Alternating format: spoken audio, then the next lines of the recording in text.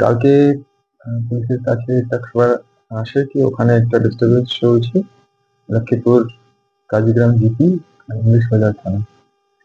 তো তারপরে ওখানে যখন পুলিশ পৌঁছেছে, তো ওখানে আহ, যা পাওয়া গেছে, ওখানে একটা লোক আছে আবুল কালাম আজাদ, মেনলি গোপালপুর মানিকচকের বাসিন্দা।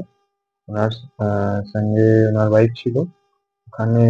ওরা ওখানে এসেছিল আহ জালালউদ্দিন মমিনের বাড়িতে। ওখানে একটা বার্থডে সেলিব্রেশন ছিল। তারপরে ওখানে যে আহ, পরে কমপ্লেন্ট হয়েছে, ওখানে লেখা আছে কি একটা লোক আছে মাইনুর শেখ, son of सुकरुद्दीन, लखीपुर मलिहा कोतवाली। और ওনার আহ, और যে और ফ্যামিলি মেম্বার্স মিলে যে ডিসিজ আছে আবুল কালাম আজাদ, ওকে অ্যাটাক করেছে। ওর ওয়াইফকেও অ্যাটাক করেছে। ওর সঙ্গে দুটা লোক ওর আতিউল और दिलबर, ওরাও ইনজার্ড আছে। আর এর পিছে বলছেন কি একটা অলরেডি দুটা লোকই জমি সংক্রান্তে কাজ করে, ওর জন্য একটা অলরেডি প্রিভিয়াস গ্রাজ ছিল।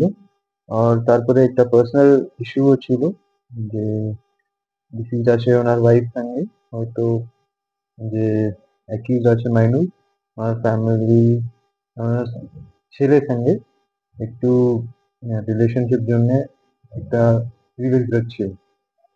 তো এর জন্য ওখানে ইনসিডেন্ট হয়েছিল।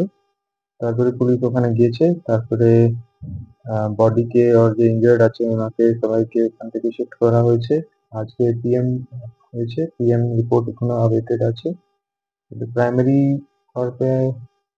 প্রাইমারিলি আমরা বলতে পারি কি কিছু শার্প ইঞ্জুরিজ আছে আর কিছু ব্লান্ট ইঞ্জুরিজ আছে।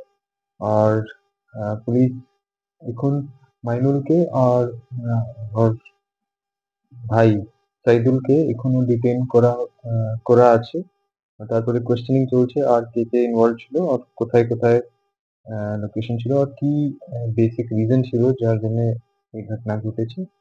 আমরা এফআইআর এ এফআইআর এফআইআর যে আছে ও ডিসিজের ফাদার একটা কমপ্লেন করেছে अगेंस्ट মাইনুল। আর ছ লোক ছ লোকের এগেনস্টে একটা কমপ্লেন্ট আমরা পেয়েছি। আর বাকি আমরা পিএম রিপোর্ট জন্য ওয়েট করছি, এখন কি ছিল এসব জন্য। বাকি বাকি যে এফআইআর নেমড আছে যেটা আমরা ইনভলভ পাচ্ছি, ওনার এগেনস্টে অলরেডি রেড চলছে। আমরা চেষ্টা করছি তাড়াতাড়ি ধরার জন্য। আর বাকি যে পিছনে যে জমি সংক্রান্ত কিছু বিবাদ ছিল, ওটাও আমরা ডিটেলস কালেক্ট করছি।